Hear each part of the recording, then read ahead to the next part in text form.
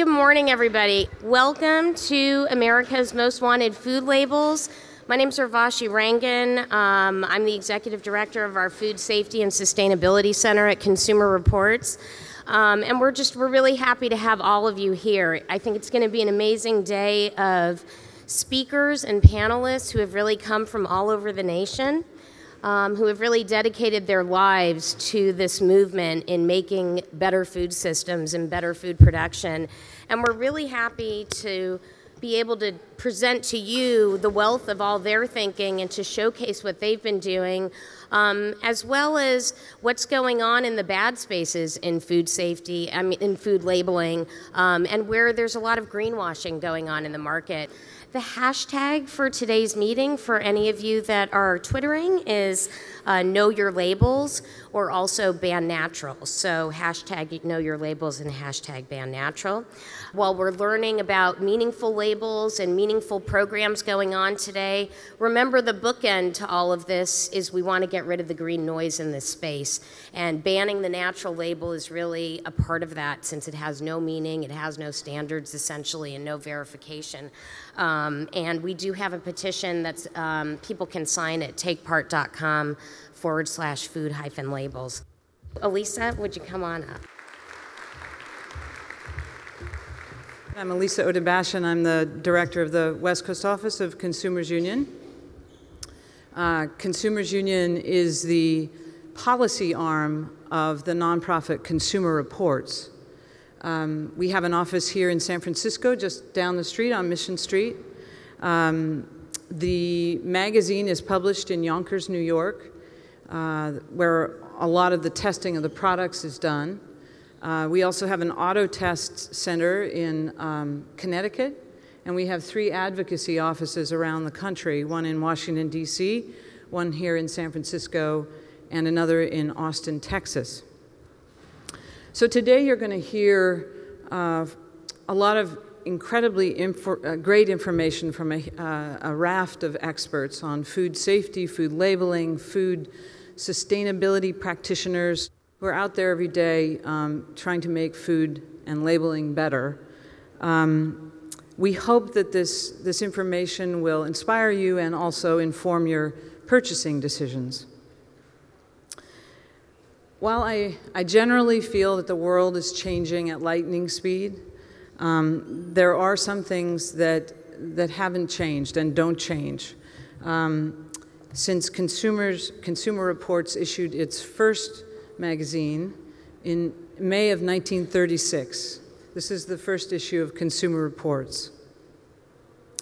Consumers Union is still, after all these years, working to fulfill its mission to test products and services in the marketplace, to inform consumers about the efficacy of those products and services, and to protect consumers through education, through legislation, through regulation, and through targeting bad corporate actors. Today we'll be focusing on food labeling and food sustainability practices, but before that, let me take a moment to say that I hope that you will all get involved in all of the issues that Consumers Union and Consumer Reports is working on in advocacy. In addition to food safety and food sustainability, it's product safety, financial services, health, telecommunications, energy. You help us have more impact. So I urge you today to go to consumersunion.org. That's consumersunion.org. And join the 1.3 million consumer activists who are following our issues and helping us. Your voices matter to legislators. Your voices matter to the corporate actors that we're trying to influence. Next up is former California Senator, now the Honorable Congressmember, Jackie Speier. Representative Speier has worked side by side with Consumers Union for many years to pass state and federal consumer protection laws, like the one that Urvashi and I worked with Jackie on around prohibiting the use of the label organic when it comes to seafood and fish, because there's no such thing as organic seafood or fish. It was just a way for retailers and restaurants to charge more. So we helped Jackie's pass this law in California that prohibits that label. Unfortunately, Representative Speier couldn't be with us today. She wanted to be. She's busy working on the Hill in Washington, D.C., but she also wanted to welcome you. So she's sending a video welcome to you all today. Good morning, and thank you, Elisa, for your generous introduction. I miss working with you and with so many of you in the California legislature, where we did such great work on protecting consumers. And I only wish that there was more of that going on here in Washington. But for the most part, the voices of the consumers are very few and they are faint. So thank you for all that you do locally. I wish I could join you in person today at the conference, where you will learn more about Consumer Reports' Know Your Food, Know Your Labels campaign, an endeavor to educate the public, something I wholeheartedly support. I had the pleasure to work with Dr. Rangan 10 years ago to gain a majority victory for California's consumers when some seafood companies were deceiving the public by labeling their products organic.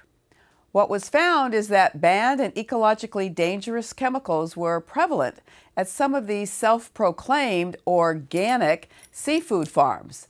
The discovery prompted me to work closely with Dr. Rangan in crafting legislation to ban the sale of fish falsely labeled organic until sweeping federal regulations could be enacted. The misuse of the organic label shed a light on how the public was being deceived to pay inflated prices for supposedly higher quality products through false claims. Today, food products labeled with organic claims must comply with both USDA and FDA regulations for labeling. While the term organic is now well defined, terms like humane are not. Consumers have a right to know the food they buy will meet their expectations, especially when they are paying a premium price for a label such as natural, a designation that means, frankly, absolutely nothing. Today, you will hear about both the truth and hype in labeling, so everyone here in the audience knows the difference, and so you don't get ripped off at the grocery store. There are plenty of farmers and food producers whose products actually live up to their labeling, and they should be rewarded in the marketplace. In June, the Consumer Reports National Research Center released a national survey indicated that 59% of consumers check to see if the product they buy are natural, despite there being no federal or third-party verified label for this term. The natural label is often a ruse devised to dig deeper into your wallet. It's a marketing gimmick akin to the food flim-flammery of New York dairy farmers in the 1800s who sold swill milk mixed with natural products like chalk and plaster to clueless city dwellers. Products like swill milk helped prompt the first of many major food regulation laws in 1906, when Congress passed the landmark Pure Food and Drug Act.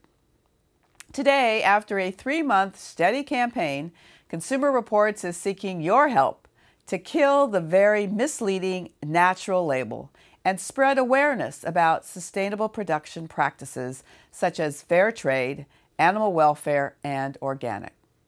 Products labeled natural are hurting the sales of credible products.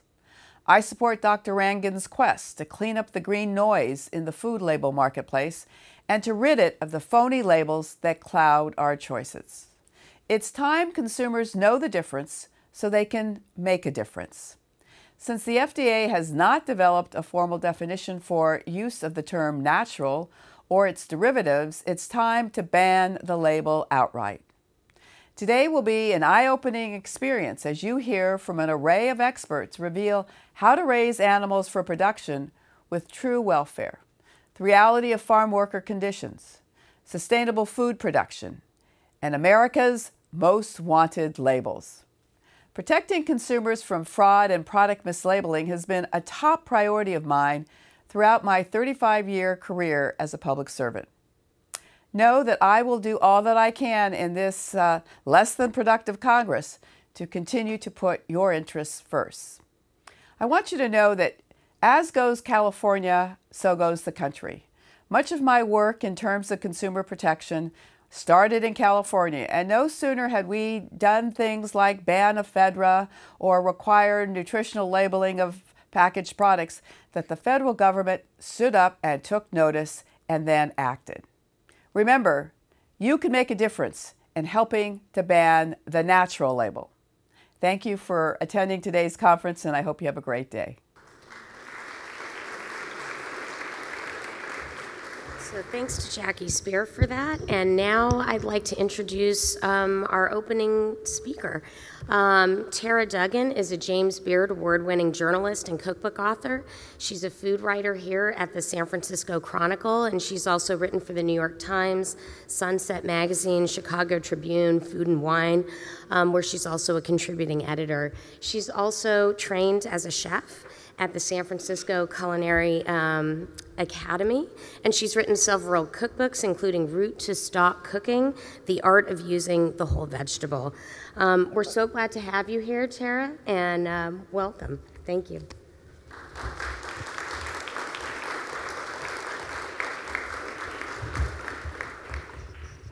Thanks so much, Urvashi.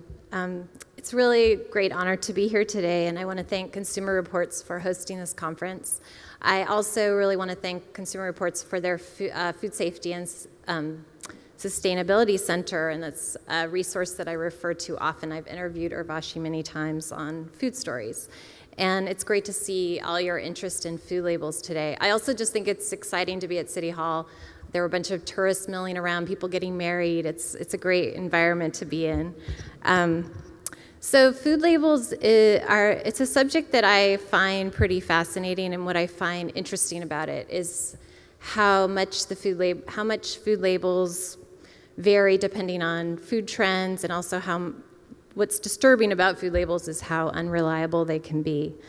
When I was a kid, a box of Cheerios did not have a big whole grain label on it.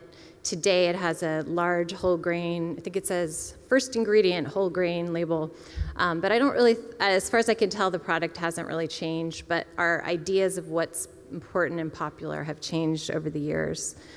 And I think it might be good to clarify, we're talking a lot about the front of the package food labels here, not so much the nutritional information on the back or the ingredient information, which is a lot more reliable than the types of food labels we're addressing today. Those can really vary drastically depending on what kind of certification and verification go behind them. So as a food writer at the Chronicle, I've covered a lot of food label stories, and I wanted to talk about one particular story that involved a label on a bottle of apple juice. And this story pretty much led me down a food labeling rabbit hole.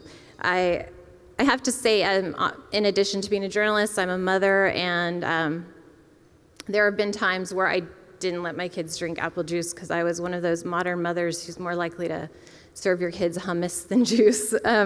But my kids do like juice, and so when I buy it, I like it to be a good product. There was also definitely, I think a lot of us heard about the USDA a few years ago came out with the information that 60% of the apple juice in the United States is actually from China. So finding local apple juice is a pretty important thing for a lot of people.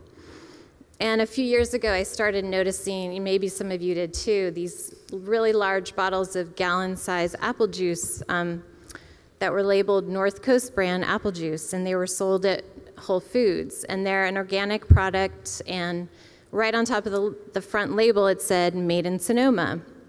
And there were a bunch of those signs propped up next to the apple juice saying, local, Whole Foods does this, Safeway does it now too. They have signs identifying local products.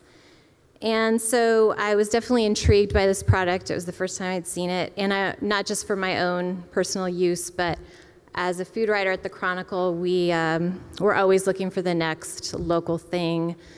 as you know, the term locavore was coined here in the Bay Area, and California cuisine was created in the Bay Area. So that's always on our radar. In fact, I feel like the food section, one of our main things is covering local food and wine, and that's really how we drill down on what we cover. So this apple juice was made in Sonoma.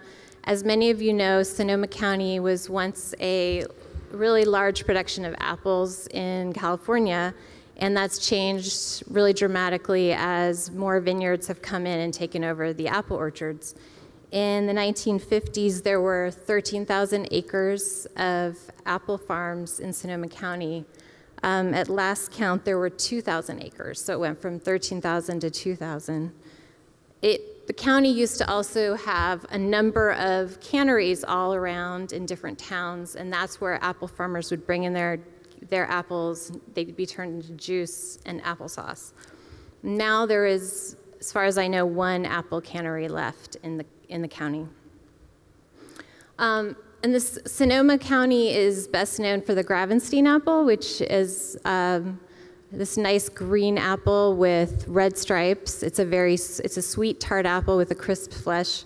It has a very short growing season, and it's very perishable, so it doesn't travel well.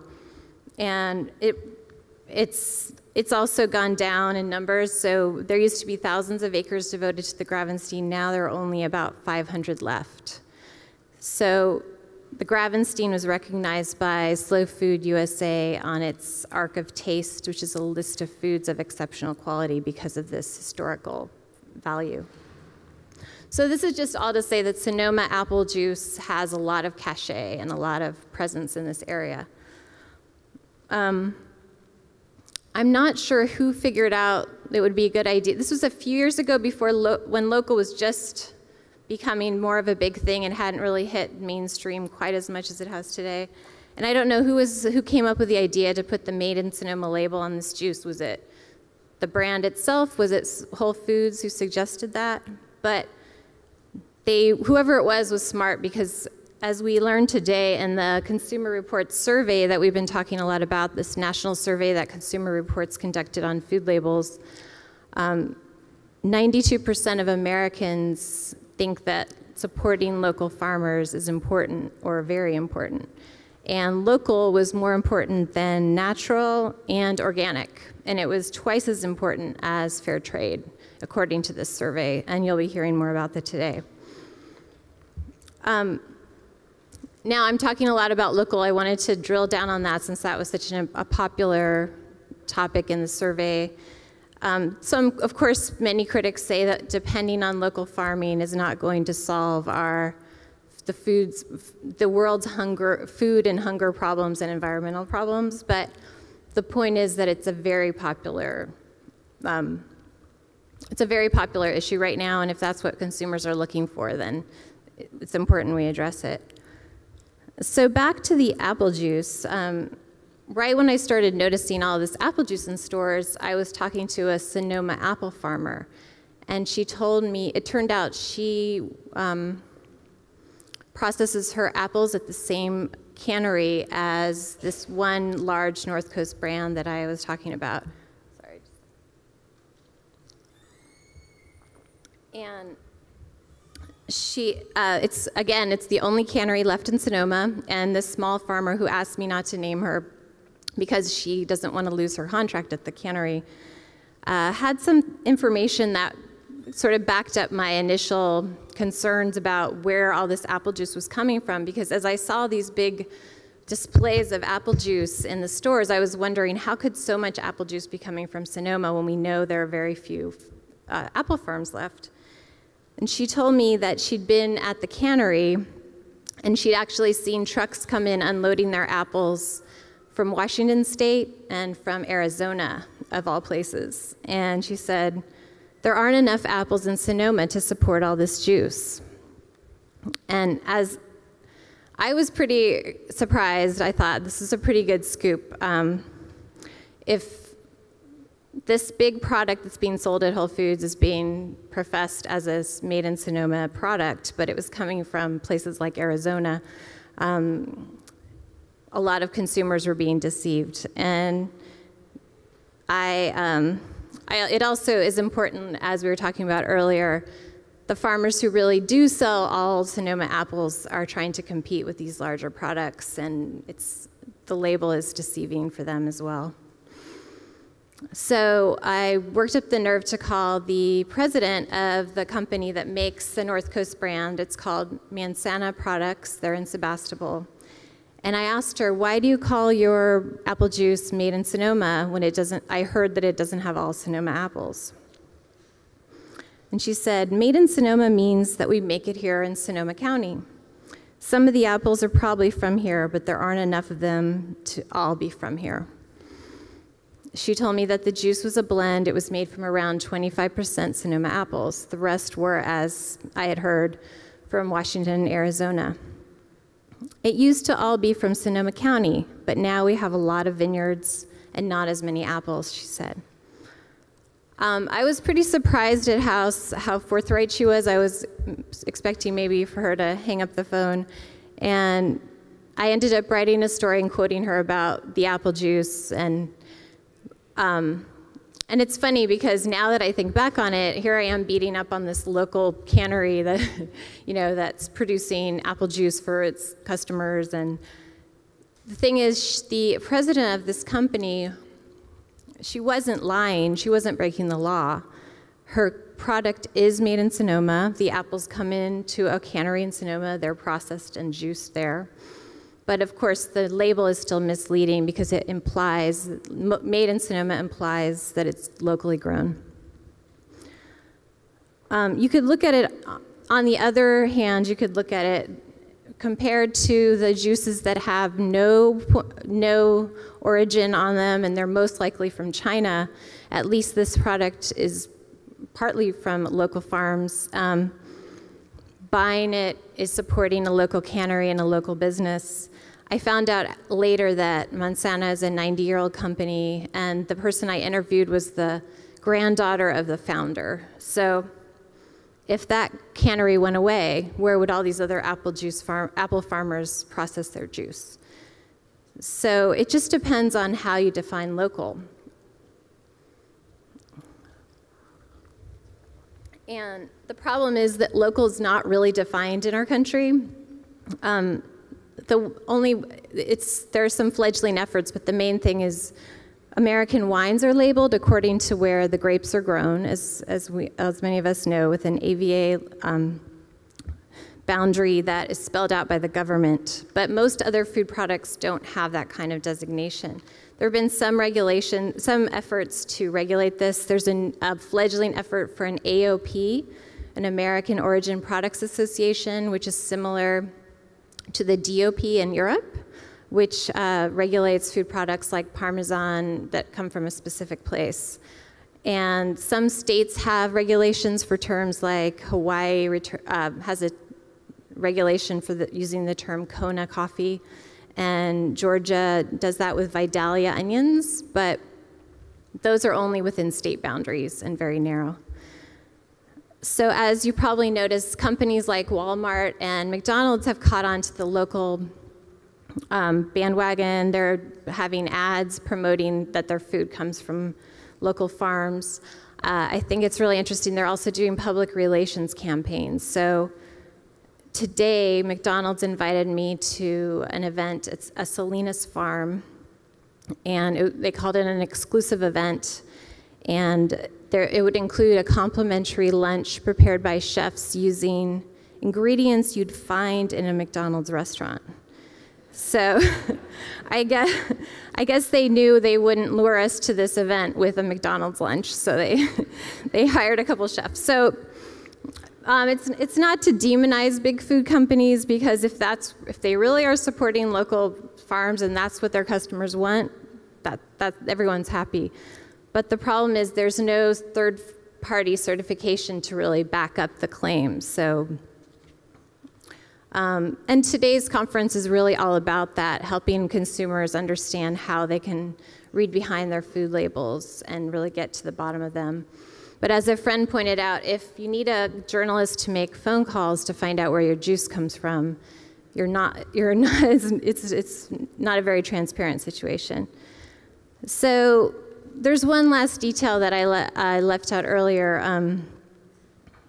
This cannery that I've been talking about, the Mansana products, it was bought by a French agricultural co-op called Agrial, and it's a cooperative of around 10,000 farms with sales of 2.3 billion euros. And it's still producing that same juice as at the last time I checked. It's still called North Coast brand, and it still says made in Sonoma. But it's a label that seems to become less and less meaningful every day. Thank you.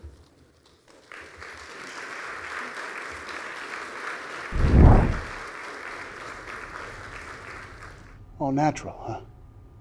There is nothing natural about what's squeezing out of your brew. High fructose corn syrup. Does that sound natural to you? Asylphane potassium.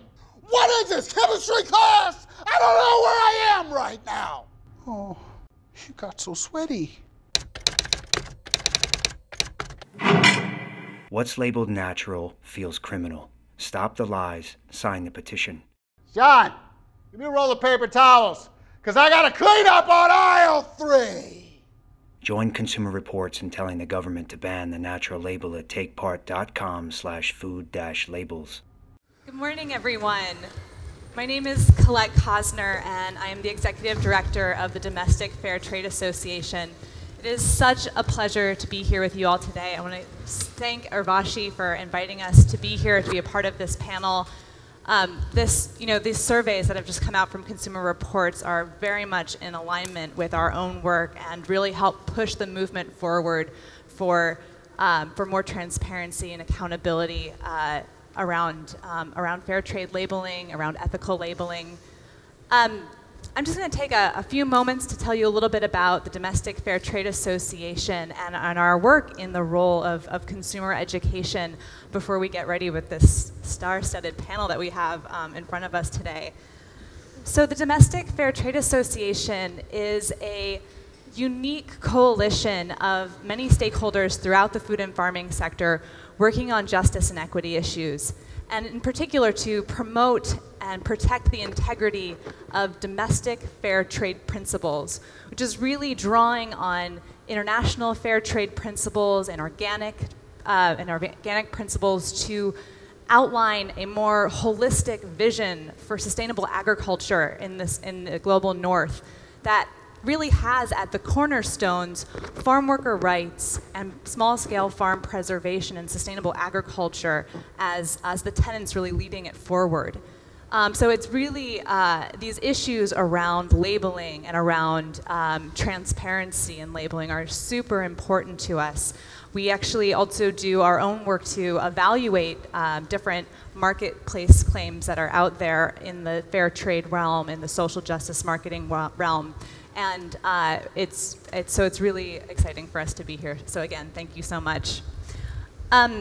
I'm going to start off by introducing some of our panelists, and then we will jump right into it. I think it's really important that we're starting the day off talking about farm workers and fair working conditions, fair prices for farmers, because this is really, we talk about it from the consumer perspective, but labeling is really important to the most directly impacted by our broken agricultural system. And so I'm really glad that we're setting the tone of this day by starting it this way. To my left, I have the pleasure of introducing you all to Marty Mesh. Marty is a farmer and activist currently serving as the executive director of Florida Organic Growers and Consumers. He has been asked to speak at conferences all around the world on subjects of organic production, food security, farm and food policy. He has served on the board of directors for many, many organizations, way too many to actually name here, but has also served multiple terms on the Organic Trade Association Board and the Accredited Certifiers Association, and has been listed by the Natural Food Merchandiser as one of the top 25 most people influential in the organic industry. For the last 16 years, Marty has really helped develop and birth the mission and vision of the Agricultural Justice Project's Food Justice Certification. So we're really excited to have you here, Marty. We also have on our panel here Jim Cochran. Jim Cochran is the founder and general manager of Swanton Berry Farm, which is the first organic farm in California to sign a union contract with United Farm Workers back in 1998, and the first farm in California to be certified by the Agricultural Justice Project's Food Justice Certification, so a real pioneer in the food justice realm. Swanton Berry Farm and Florida Organic Growers are also members of the Domestic Fair Trade Association, so we're really excited to have them here. He has received numerous environmental and social justice awards and is the author of Carbon on Credit, Global Warming and the Credit Derivatives Markets. So thanks for being here, Jim. And of course, last but not least, we are so honored and just have a really special guest with us here today, Dolores Huerta, who has been working as a community organizer and social justice activist for over 50 years and is currently the president of the Dolores Huerta Foundation. Dolores is a two-time United States Presidential Award recipient, which is the highest civilian award in the United States. She's also the recipient of the Eleanor D. Roosevelt Human Rights Award from President Clinton in 1998. Huerta has played a major role in the American civil rights movement, most notably as the co-founder of the United Farm Workers, along with Cesar Chavez, and advocating for farm worker rights in this country. Her most recent recognitions include her induction into the U.S. Department of Labor Hall of Honor, and she is one of the most famous and celebrated Latinas in the U.S., having been an advocate for social justice, women's rights, reproductive health, LGBTQ issues, her whole life. She continues to work developing community leaders to advocate for the working poor, immigrants, women, through her work with her foundation. So really, really honored to have you here, Dolores. And we're going to actually start our panel off today by asking you to, as a longtime activist and community organizer, can you summarize the plight of farm workers in this country when you first began your work and describe the impetus for the formation of United Farm Workers and what changes you've seen over your life? That is a big question to ask, but I'll just try to be very, very brief on this. Basically, for farm workers, the only time that they really have real protections is when they have a contract with the United Farm Workers, basically. Because this is the only way that they can make sure that their wages are protected, that they get protected from the issues of pesticides on the fields, that they get the proper rest periods, that you don't have any sexual harassment. Very, very important. That they have clean bathrooms, okay? As consumers, I think when we think of consumers, that is a very important issue. And of course, that was one of the great victories. And when I speak to farm workers, I always say, don't forget to mention the bathrooms. Because as you know, before we had our first union contract, way back in 1966, farm workers did not have toilets in the fields. They did not have toilets, and that was one of the big victories. And we got our first toilets in 1966 for the first union contract that I negotiated. Then we finally got it in the state of California, I think in 1975. Did not get that to become a national law until the 80s. I think it was 1982 when we finally got a national law that said farm workers have to have toilets in the fields, and they have to have also potable drinking water, and in California we have rest periods. But I can just say that for the rest of the United States of America, the condition of farm workers is still pretty much very dismal. And of course the reason for that is because you've got to have that kind of political power to be able to change the laws in these states that farm workers will have the protections that they need, even basic things like unemployment insurance. Which California and Hawaii, I think, are the only two states that have full unemployment insurance benefits for farm workers. Workers' compensation, when farm workers get injured in the field, that they can make sure that their doctor bills and that the time that they're off, when they're disabled, that they're paid for. They don't have that. They have very, very minimal types of workers' comp in most of the states. Many places it's voluntary. Other places it's very limited, maybe $1,000 or something like that. So the condition of farm workers is still very, very dismal throughout the country. And even here in the state of California, again, unless the farm workers have a union contract with United Farm Workers, chances are that they're not treated very well. And of course, with the large number of undocumented workers that we have, that of course also even presents a greater problem. Many workers, there are some protections that farm workers have at the national level that many times farm workers don't even know this, and that is that they are protected by the OSHA standards, and they're protected by minimum wage, even if they are undocumented. If they are not paid the minimum wage in California or in any other state, they actually can get those protections, but oftentimes they don't even know that they can. Also, in terms of their safety, if they are working in dangerous conditions, they can report that if their safety or their health is threatened in any kind of way. The Department of Labor will give those protections. Under Secretary of Labor Solis, she did do a national campaign to get that out, especially to Spanish media, to let farm workers know that they had those protections. But of course, many farm workers are afraid, and unless you really have somebody out there that can really help them. And this is why it's so important that the community be involved, those farm worker communities, so the farm workers can know where they can go to get the protections. Another thing I want to add, I think it's the partnership, I think, between farm workers and the community and the whole issue of food safety and food justice is very important, because the farm workers are the ones that are out there in the field. They're the ones that know when all of these laws are being broken. They can tell you when pesticides that are restricted or illegal are being applied. This is very important to them, of course, for their own safety, but if they know that they have a source somewhere where they can report on some of these conditions, then they do have this partnership. And so I think the partnership between farm workers and all of the food safety organizations, this is a very important partnership that needs to be continued. And I believe now, especially now that we have media, you know, one thing that all farm workers have are cell phones, right?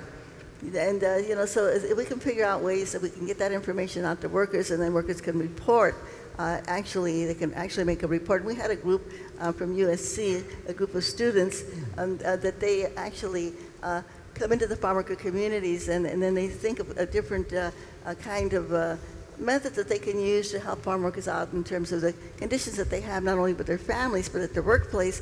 And one of the groups came up and said, we should have an app so that farm workers can report, right?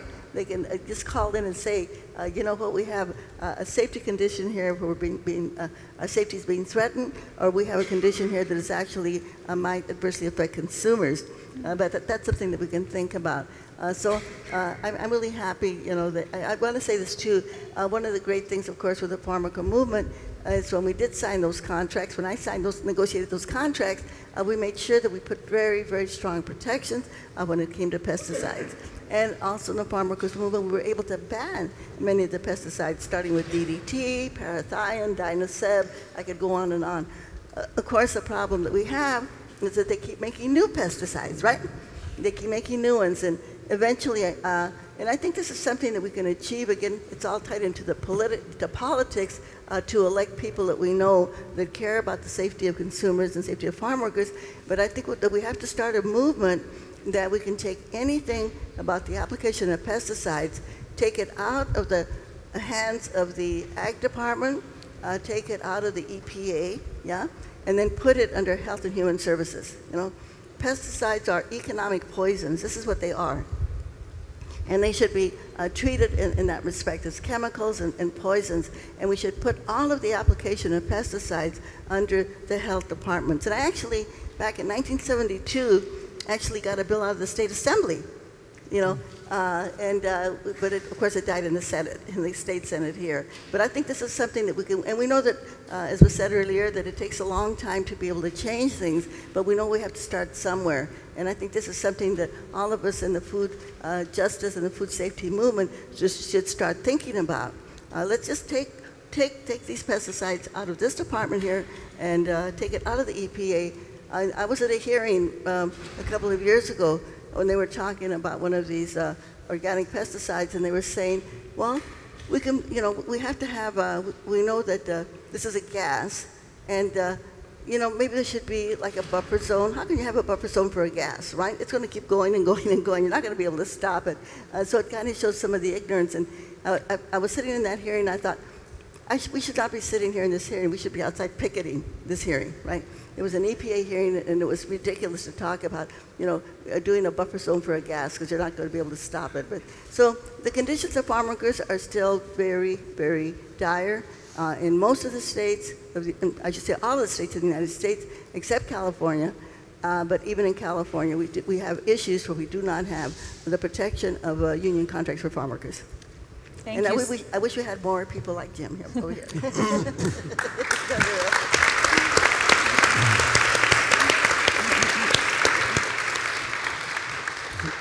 Thank you so much, Dolores, for really grounding us in that history and the context of this whole conversation.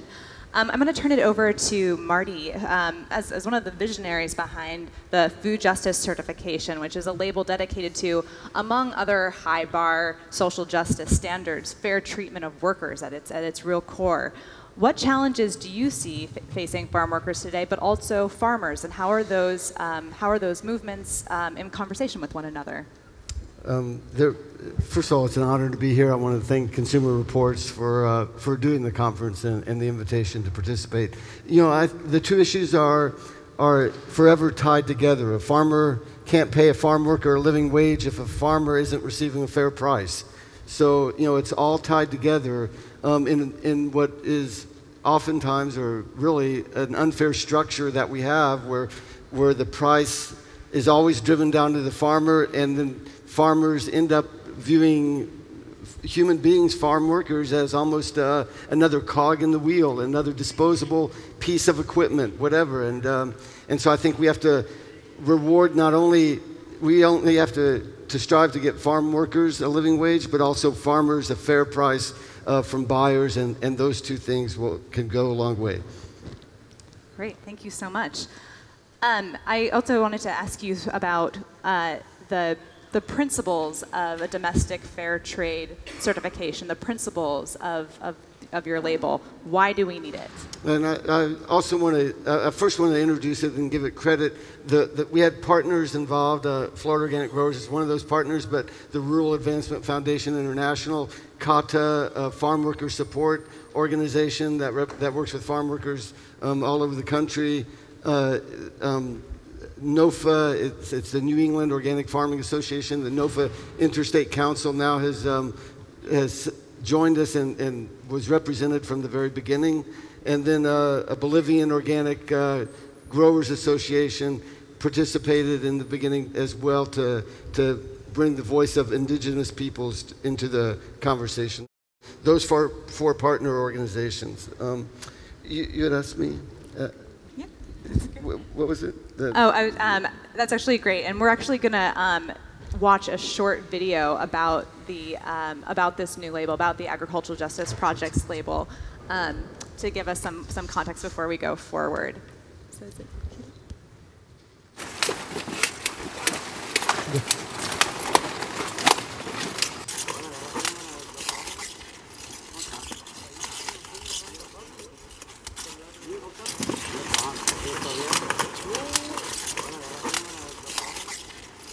One of the pillars of American agriculture is cheap food, affordable, cheap food.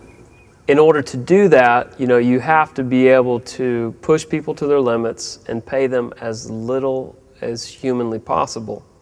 I mean, it's painful to see how the people sweat for those $70 that they make every day, and that hurts, I can see my husband when he comes to the house, and he say, what can I do to change things? But they always say, well, if you don't pick, we have 20 other pickers, they're going to do the job. So, and the price that we say. So it's a system that you cannot fight. The goal of the Agricultural Justice Project and the Food Justice Certified label is to enable folks to choose food and products that were produced with dignity and respect for the environment and for human rights. To be able to have a third party come in and verify that these are not just some claim, some stamp that we're putting on, saying that this is fairly traded or justly produced, that we actually have some level of accountability and some level of accreditation to verify what these farms and what the producers are saying. The living conditions that farm workers are forced to live under, they're living in agricultural areas where housing is scarce. I personally have seen farm workers that are forced to live because of economics at 7 people to a trailer that was very rundown, but each of the farm workers were forced to pay $50 a week for lodging. If you do the math, and that's $1,400 a month for a dilapidated trailer with holes in it. The position that the farmer has been forced to be in, to look at people as they're just another part of the system. They're like fertilizer or gasoline or boxes or something. You know, they're just another part of the production, and that's how they look at them, and so they really don't care if they're living in a ditch or a dog kennel. I mean, there's people who pay rent to live in the back of a pickup truck. I've met them people. You know, they got to pay some dude $150 a month to sleep in the back of a pickup truck.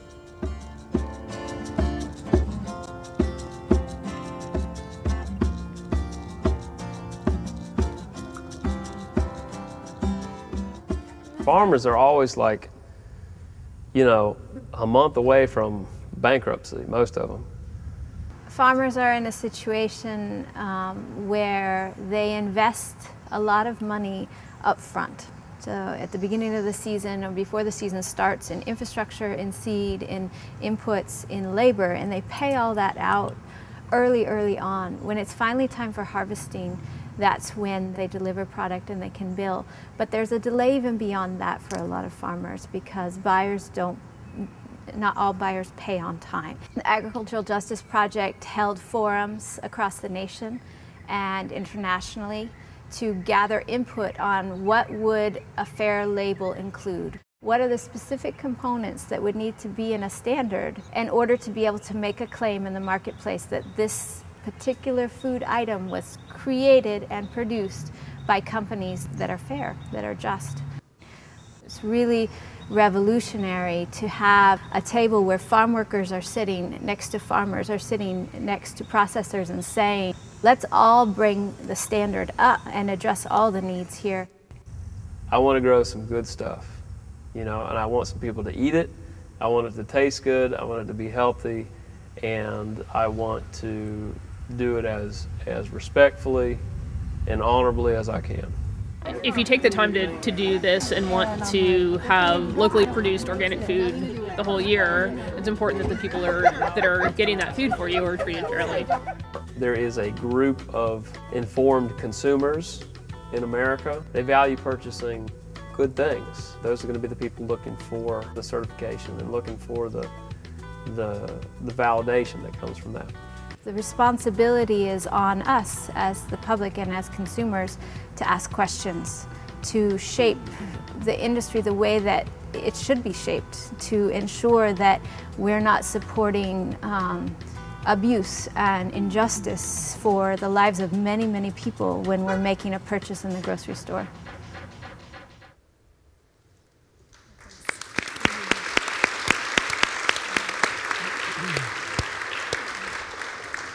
So I just want to alert you all that that is a part of a longer documentary that you can actually find on Florida Organic Growers website, the full feature of it, and the filmmaker is here as well.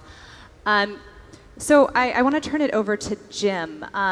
Jim, as an owner of the first organic farm to sign a contract with United Farm Workers in 1998 and to be one of the pioneers of having this label that we've just heard a little bit more about, can you speak to what led to that decision, the conditions of farm workers at that time, and your continued commitment to that principle of fairness to workers? Sure. Back in the early days of organic, developing the organic label, there was some discussion about whether to include labor standards in the label. And unfortunately, the labor standards were not included in the requirements, the requisites for the organic label. And so I was not happy with that and felt like it was critically important. For goodness sakes, if we're worried about the insects and the environment, what about the people? I mean, for God's sakes.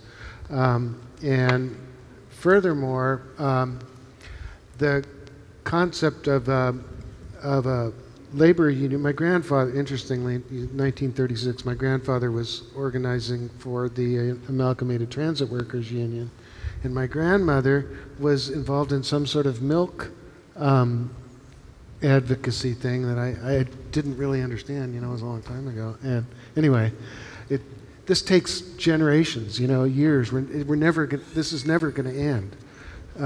But nonetheless, it's important to have not just somebody come in and say, well, these labor standards are good, but actually to have the workers represented, in my preference, by a union where they have a professional staff whose job it is to negotiate terms of agreements and so forth, and really to look out for the workers, and to be able to talk to the workers and then speak for them in a professional way. That's very important to include in a label, because a label where just somebody comes in and looks at a few things and doesn't really talk to the workers is really not a substantial label when you're talking about labor issues. And so one of the things that I like about the DFT label is that they bring in farm workers who interview workers at the farm and ask them what the conditions are. I'm not there, and I feel like that level of transparency and direct, the ability to have workers need to have their voice, and a label needs to reflect that. And as Dolores has said, and I'm imagining from my grandfather 80 years ago, that voice it's always going to be needed. Our work is never going to be done. Absolutely. Thank you so much. And as we're seeing from the Consumer Reports survey, consumers are right there with us. In fact, 86% of those surveyed said that supporting fair working conditions is very important to them when choosing a product. And this shift in attitude certainly didn't happen overnight, as we're hearing about. It's the result of long, hard-fought boycotts and campaigns and the development of these seals, these labor seals. And I want to turn it over to Dolores to ask about the history of the United Farm Workers establishing one of the very first labor seals to hit our markets. And can you tell us a little bit about that? What worked? What didn't? What advice do you have to groups like ours that are working to develop labels that really address workers' rights? Well, I think in order for our label to work, which was the eagle, the farm worker eagle, which by the way was designed by Richard Chavez, Caesar's brother, when we first started the union. In order for that label to have worked and taken effect, we really had to have organized. And this is, of course, when we did the great boycott. I know many of you out there helped us out. Thank you so much. You're responsible for those toilets in the fields, okay, and that potable drinking water. But we had farm workers go all over the country. We had a group of farm workers that went out, and they went to the South. They went to everywhere. They went to Canada, Texas, and they formed committees, and farm workers went out, they spoke at churches, they spoke at community groups, they spoke at labor unions, at universities, to get that support, saying to people, boycott grapes until, farm workers get justice, until they get union contracts. And so we already had more or less, there were, I think, like 14 million Americans that stopped eating grapes. And of course, part of that was the picketing at the stores by many people that we organized, and saying to them, we're not going to take the picket lines off until you take the grapes off, right? Well, once we got everybody to boycott the grapes, and the growers, their prices just plummeted. They were selling the grapes at 50 cents a box on the New York auction. And then when they saw that the boycott was really, really hurting them in the pocketbook, then that's when they decided to sign the contracts. So the consumers would know which were the contracts with the growers, where the workers had all these protections that I was talking about, and not only the protections from pesticides, but also that they had seniority rights. You heard in the movies where the lady said, there's 20 people waiting to take these jobs, right? Well, that's a big issue for farm workers. There's always a surplus of labor, so that they have to have seniority rights, so that to know that when the season ends and the season starts again, their job is protected. they're going to be able to come back and have their job at the ranch. So they had all of these other protections, arbitrations, if you got fired unjustly, that we could represent the worker in court to get their job back. So the union contract has a lot of protections in it. So when a grower signed a contract, then they got the Black Eagle. They got the union label on the label that they put on the grape box, or later on the lettuce box, etc. And so people came to recognize that. So the growers wanted that union label so they could sell their products. And so it was extremely, extremely effective, because that label really stood for the justice that the farm workers were receiving in the field. And also, in order to be able to start other benefits for farm workers, like we set up service centers for the workers where they could go for their immigration issues or income tax issues or anything else that they needed. We actually set up a separate fund that came from a separate fund from the label that the growers were using. Great. Marty, as someone who has tirelessly participated in the development of the integrity of organic labels and the organic standards, what compelled you to get involved in a completely, or maybe not completely new initiative, but a new initiative? And how does the data that we're coming across now through these consumer report surveys about 80% of consumers willing to pay more for food produced under fair wages and working conditions really help push our movement forward?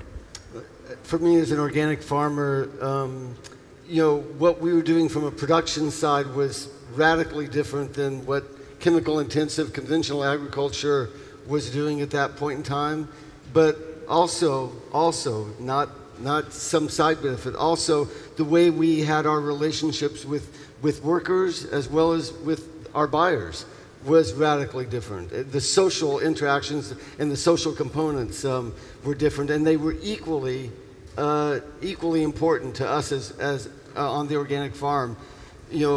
So we looked at unfair profit taking throughout the supply chain, and we wouldn't sell to people that we thought were exhibiting unfair profit taking through the supply chain. We really dictated prices through the supply chain. If you wanted to carry our produce, you had to agree, because we wanted people to eat good, healthy, organic food for a reasonable price, and we knew it would fly off the shelf. It was easy. Obviously, as Jim mentioned, when the National Organic Program came, the government said, we gave you biodiversity, we're not going down the road of social justice. That's already covered. And so we felt like, the group of us felt like we needed a market-based approach, because the federal protections had really failed farm workers. They're excluded, domestic help were excluded. And the little video, it goes into it a little bit more to give you the historical context of how we got to this place that we did. But we felt like a market-based approach was truly the way that we could solve the problem, and that we just needed to educate people. Dolores talked about the need to send people all over the country, farm workers all over the country. Luckily, we have the internet or the video. We have a better way to start to educate people that write, what do we call that, blogs or food articles or Twitters or whatever it is. They can do all that stuff too. They can educate people, and for us, that's why we're really excited to participate, to try to make the people that are writing about it understand the importance of it. Awesome, thank you. Jim, as an organic farmer long dedicated to sustainability, you are a pioneer in organic certification, and now a pioneer with the Agricultural Justice Project's food justice certification. What motivates you to be so progressive? What's your story? Well, I think it goes back 80 years before I was born. Sort of born into some consciousness, I think. But I also find that there are customers who seem to have that intuitive or sense that justice is part of their decision-making process in what they're buying. And so I think it's going to be really important in the future to start to promote these labels, the union label, and the DFT label, also to offer them some reassurance that they're getting a product which is produced in a way that they understand to be fair. So I think we're addressing a human desire for people to know that their food is being produced by people who are not only being treated fairly, but given a real voice in they're treated as professionals. And the dignity of farm work is elevated to the point where it ought to be, where, for God's sakes, I mean, who's to say that a dentist or a lawyer is more important to society than a farm worker, you know? Yeah, absolutely. Thank you. That's a really, I think, a really important sort of segue into, obviously, these labels are very important, and with the rise of consumer demand for ethical sourcing and for fair trade products, domestic fair trade products, farm labor seals, we also see the rise of of what Urvashi mentioned earlier, greenwashing and fair washing, as we call it in the fair trade movement, where, unlike organic standards, there aren't federal regulations for a lot of these terms out there, so they become vulnerable to standard degradation and ultimately to consumer confusion. Consumers are completely inundated with all of these labels, and it's been really interesting as the Domestic Fair Trade Association has been delving into its own evaluation work to see how terms like domestic fair trade and how our principles are being interpreted differently by different certifiers out there.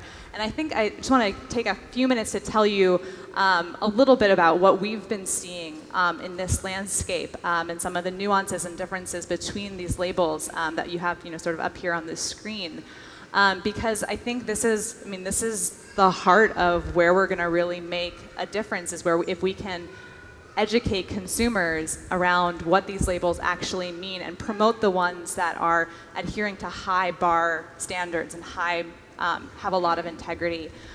So something that we've been seeing in the domestic fair trade movement, especially in the last year, is that you've got groups like Fair Trade USA that has its first sort of project in the global north with a pepper farm up in Canada, and they're really interpreting their program and their label around the concept of premiums and having a fair trade committee made up of workers on that farm decide what to do with the money of that premium in terms of supporting fair trade projects in the home countries of a lot of the migrant workers on their farm.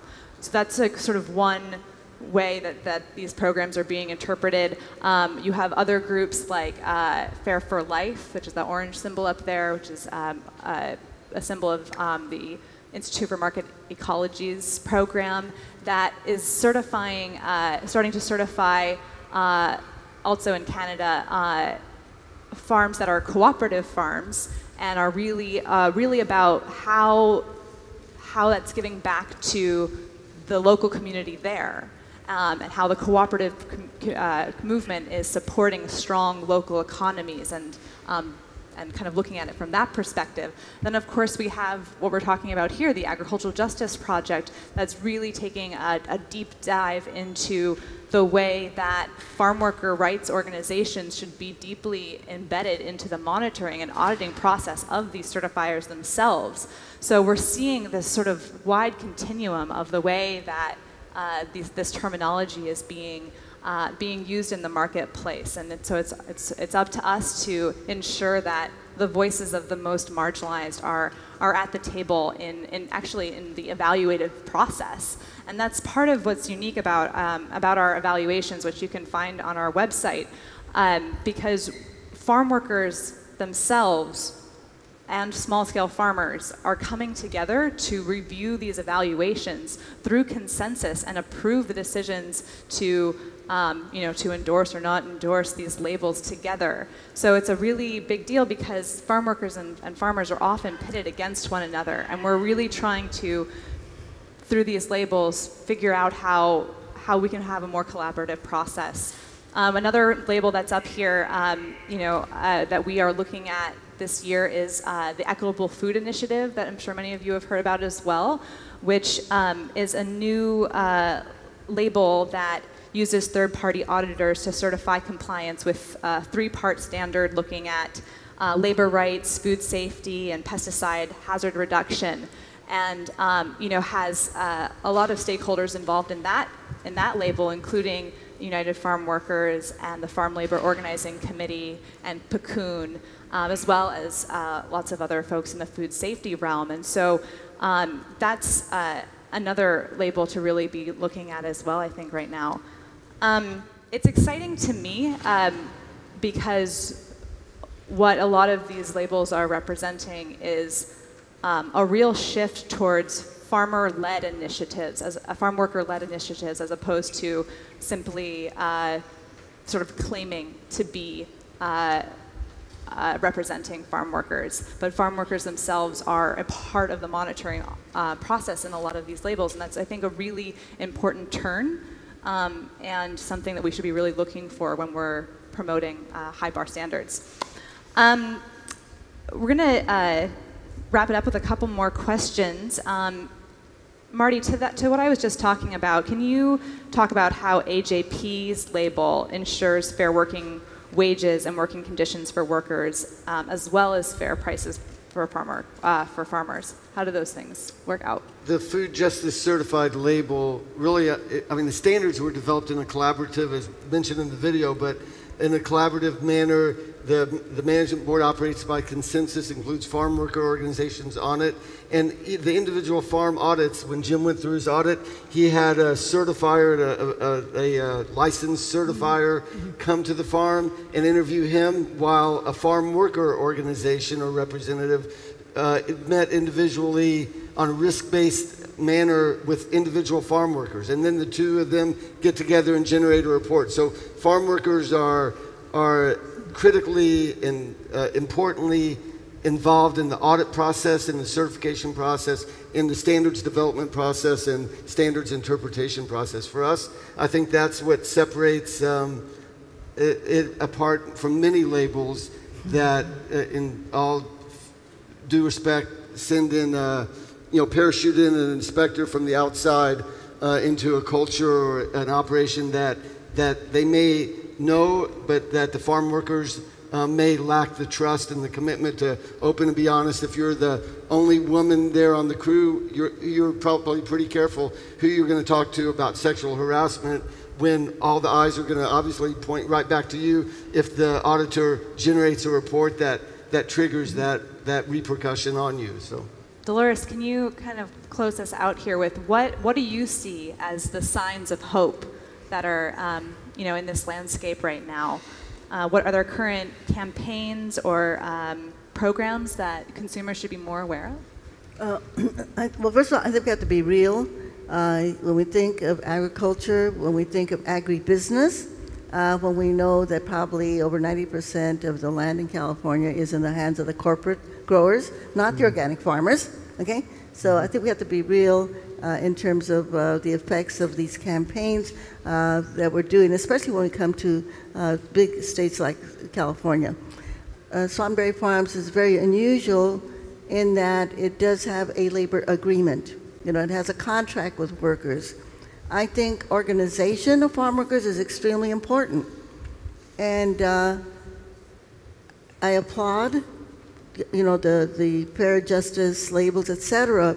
But farm workers need an organization, just like the way the employers have an organization. Because if we're going to get unemployment insurance in Florida, for farm workers, if we're going to get the right to organize in Florida and these other states for farm workers, we're going to have an organization on the ground that is going to advocate politically in terms of getting people elected, that are going to get people elected to those legislatures that are going to pass these laws and to the Congress. So I think that that's got to be a component. If we're really thinking about justice for farm workers, you know, it's not just about treating them nicely on the job, but it's thinking about the big picture. How are we going to bring farm workers into the 21st century? You know, remember the National Labor Relations Law was passed in 1935 when farm workers were left out. The Agricultural Labor Relations Law in California, which gives farm workers the right to organize, was passed in 1975. In New York State, Kerry Kennedy has been trying to get workers' comp, disability insurance for farm workers. New York State, of all the states, is 40 years behind California. And the only way that the laws were achieved in California was by farm workers organizing, marching, you know, going to Sacramento, working on elections, registering voters to get these laws passed. So I think when we look at the long vision, we have to say, yeah, we want our food to be clean, and we don't want it to have pesticides on it, but we also want farm workers to have true protections, to have the right to organize, to get these benefits that other workers have. The other thing, too, is that under the Agricultural Labor Relations Law here in California, all of the contracts, by the way, it covers undocumented workers. Undocumented workers have the right to vote in union elections in California. They also are protected by the ALRB. If they're trying to organize and they're fired, the grower that is trying to stop the organization, they have to compensate those those workers, right? Under the United Farm Workers contracts, workers are given the protections of a health plan, even if they are undocumented, okay? Because under the Affordable Care Act, at this point in time, until we pass the Health Care for All Act in California, people who are undocumented, and a large number of the farm workers in California and throughout the country are undocumented. So they're not going to be protected by the Affordable Care Act. The only way they're going to get any kind of protections is to have a union contract. So I think when we think about justice for farm workers, we have to look at the big picture and see what is still missing. What can these organizations do in terms of lobbying and organizing to make sure that farm workers finally get really complete justice? Sí se puede. Sí se puede. Sí se puede.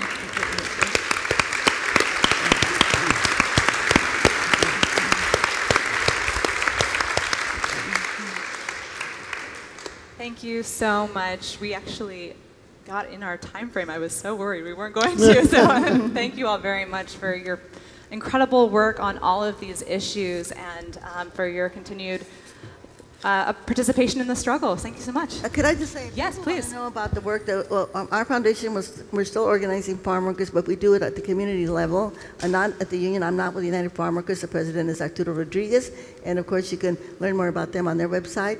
And if you want to learn more about our organizing, and we're tackling issues that also affect farm workers, like the way their children are treated in the school system, large numbers of suspensions and expulsions. Farm workers here, even in our own state, they don't have sidewalks, gutters, they don't have sewers, they don't have street lights, some of the basic human needs that they have. So if you want to learn more about Dolores Huerta Foundation, just doloreshuerta.org. If you want to join our movement, and I'll have to have Camila. Where's Camila at? Executive Director Camila Chavez, where are you at? 55155, organize, and just add your email, and we can let you know about the work that we're doing. Thank you very much. Just try to relax and answer all the questions truthfully. Are you baked? Looks a little baked to me. Has your seed ever been genetically modified? Yes. Are you currently having relations with highly processed maltodextrin, dextrose, and disodium phosphate? Come on, yes! It's written all over his bag. Ask him if he's all natural. I knew it. Oh, I knew it. You signed your walking papers when you wrote those lies all over your bag. What's labeled natural feels criminal. Stop the lies. Sign the petition. Let's play good cop, bad cop. I'll be the good cop, and you be the fake stuff that's pretending to be good stuff, that's not really good stuff at all. It's just bad stuff guy. Join Consumer Reports in telling the government to ban the natural label at takepart.com/food-labels.